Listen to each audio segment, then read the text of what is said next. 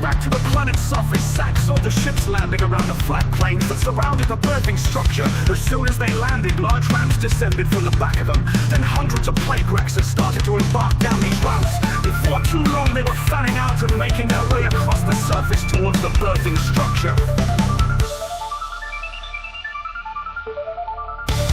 When they came for Anderbar, the last battle of Anderbar, or was it probing of Anderbar? Were they just testing their defenses? Were they just testing the Anderbar? Their objective was to take out the power generators for the shields. Sinti said they needed to launch a ground attack to do this, but they were met with heavy resistance. Zack saw a number of Anderbar soldiers deploying themselves around the perimeter of the birthing structure. They were armed with futuristic-looking assault rifles. As the Plaguerex advanced, they began to get hit by the fire from these Anderbar. When they came for Anderbar, the last battle of Anderbar, or was it probing of Anderbar? Were they just testing their defenses? Were they just testing the Anderbar? It was only at this point that Zack realized that the Plaguerex were not armed with anything. Instead, each one had its own energy shield. These glowed and flickered in a luminous green-colored bubble as the Anderbar fire hit them.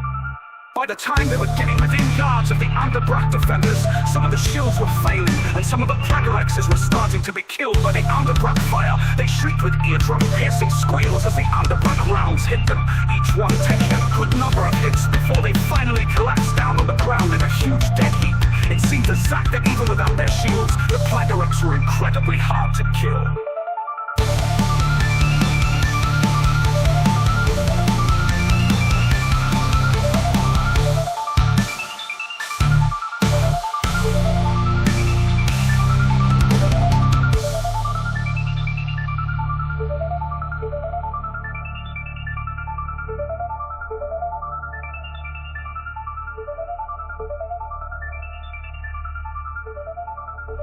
When they came for Anderbar, the last battle of Anderbar, or was it probing of Anderbar? Were they just testing their defenses? Were they just testing the Anderbar?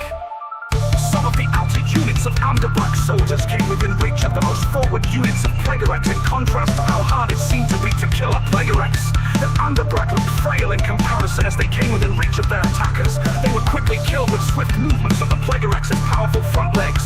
Some Anderbar went flying off to land in dead piles a few yards away. Others were ripped to shreds by the snapping and slicing action of the almost claw-like Plaguerex front legs.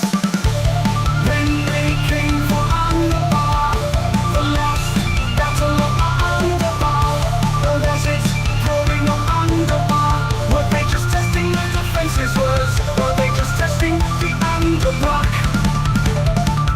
In response, the Anderbar, who was still standing, concentrated their fire on the nearest Plaguerexes. They kept the fire up until each shield fell, and then the Plaguerex itself fell. They were doing this as if they were all thinking in unison. It was a trap. Sinti then said, "It looks bad, but the Plaguerex dreadnoughts in orbit were the high-value targets that the Anderbar were after."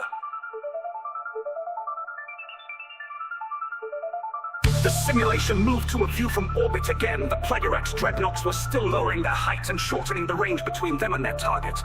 As they did this, the bombardment on the birthing structure seemed to intensify. Then Zack's attention was drawn to a red glow that had started to come from the artificial ring. It moved around the whole ring for a few seconds, pulsing and gaining intensity. Then with a bright, powerful red flash, it focused into a narrow beam that pulsed into the side of one of the dreadnoughts. This energy focused there for a few moments, turning the whole vessel bright red as it did. Then as the whole vessel started to look as though it was glowing in an intense red-hot heat, it erupted into a huge explosion. Then they came for Anderbar, the last battle of Anderbar.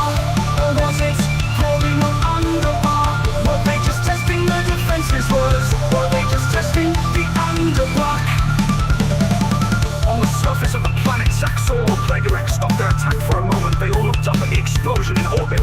Then with panicked cries they all turned and started to make their way back to their ships. As they did, the Anderbar continued to empty their assault rifles into them, killing a few more of them as they retreated. Then Zack's view changed back to the scene in orbit. The remaining dreadnoughts had stopped firing on the birthing structure and turned their batteries back towards the artificial ring. They did little real damage to it, and it wasn't long before the ring started to glow and pulse in the same red color as before. The dreadnoughts' engines burst into full thrust as they tried desperately to get away from the planet. Then they came for Anderbar, the last battle of Anderbar. Or was it growing on Anderbar? Were they just testing the defenses? Were they just testing the Anderbar? Then they came for Anderbar, the last battle of Anderbar. Or was it growing on Anderbar? Were they just testing the defenses? Were they just testing the Anderbar? Then another burst of energy came from the ring and destroyed another dreadnought. It erupted in another huge explosion just as intense as the first. Some of the Plaguerex landing craft had begun to make their way back to the dreadnoughts, but many were starting to be left behind by their running motherships. These had started to get well outside of the orbit of the ring as they continued to head back out towards outer space. One last burst of fire erupted from the ring, destroying a third dreadnought. The remaining two were then able to jump away to faster than light mode, leaving many of the slower Plaguerex landing craft stranded. It didn't take long for the chasing Anderbar ships to pick things off. Then they came for Anderbar, the last battle of Anderbar. Or was it growing on Anderbar? Were they just testing the defenses? Were they just testing the Anderbar? Plaguerex are easy to fool once, Cinti said, but not twice. It is foolish to try the same tactics against them twice. The ring, Zack replied. The ring was the key. Yes, Zack, the ring was designed to look like a residential and engineering structure. The Plaguerex had no idea that the Anderbar had constructed a powerful planetary unitary.